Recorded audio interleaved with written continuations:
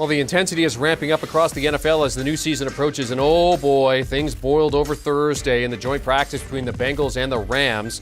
Last season, Super Bowl combatant still channeling some leftover frustrations, at least Aaron Donald certainly was, the three-time Defensive Player of the Year playing Whack-A-Bengal with one of their own helmets, and that put an end to the day's proceedings. It was eerily reminiscent of that 2019 ugliness when, during a game, Cleveland's Myles Garrett used a Steelers helmet to try and brain quarterback Mason Rudolph in a scuffle. Garrett suspended indefinitely at the time. Ultimately, it turned into 6 games. The difference between the Garrett and Donald incidents is, of course, one occurred in practice. The other one occurred during the regular season. Now, the NFL leaves practice issues to the teams. All right, let's bring in Ryan Wilson and ask him what he thinks about all this. Ryan, Sports Illustrated tweeted out that there are members of the NFL media that want Donald to be suspended for what happened in that melee between the two teams. Are you one of those members? Jeremy, if you're looking at this in a vacuum and have no idea what the rules are in terms of the NFL, as you laid them out just a moment ago, then yeah, it would make sense that if you swing a helmet at someone, whether in football or in real life, you're probably going to get in trouble for it in some shape or fashion. The issue is this, and this is a recurring issue that we talk about frequently.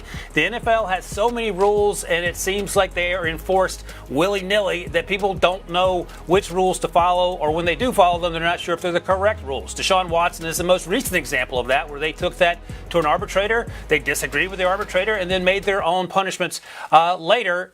They settled with Deshaun Watson, but it wasn't based on what the original arbitrator had decided. And we've seen that for years, where there's on-field issues. We've seen James Harrison get suspended years ago for a hit on a quarterback that other players had gotten away with. And you just mentioned the Myles Garrett situation. We saw that video. That was during a game, and Myles Garrett was suspended rightfully 6 games as a result of swinging at Mason Rudolph.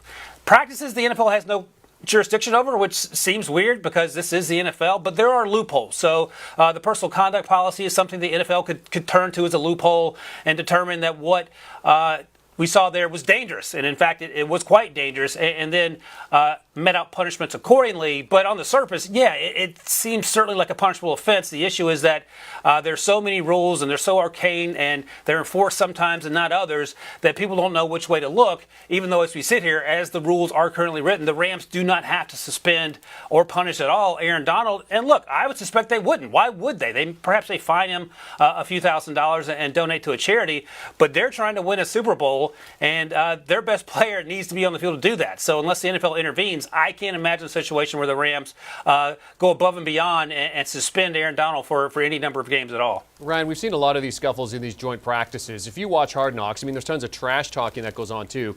Are we getting to a tipping point here where the NFL maybe does step in and maybe lays down some ground rules here? Well, this is interesting because when you talk to front office types and coaches, they will tell you that these joint practices are invaluable, sometimes more valuable than the actual preseason games, because you have your starters out there working against teams and players they haven't seen in the previous weeks because of training camp in certain situations. And the problem is, and we heard Cam Hayward of the Steelers talk about this just yesterday after the Aaron Donald situation, is that some of the things that go on in these joint practices you would never see in a football game, because they're, in some sense, it's lawless. There are no penalty flags for holding or body slamming players to the ground when you take to the extreme, as we see these videos here. So there's a lot of good and there's some bad, and it's sort of strange what happened yesterday because we know the relationship between Zach Taylor and Sean McVay. They were on the same staff, of course, together before Taylor got the job in Cincinnati. So the thinking was that perhaps these two sides would be able to be more about football and less about swinging helmets, for example. It didn't work out that way. So I think the coaches probably want to continue these joint practices, but there has to be some sort of punishment for players who go above and beyond what we typically see when we have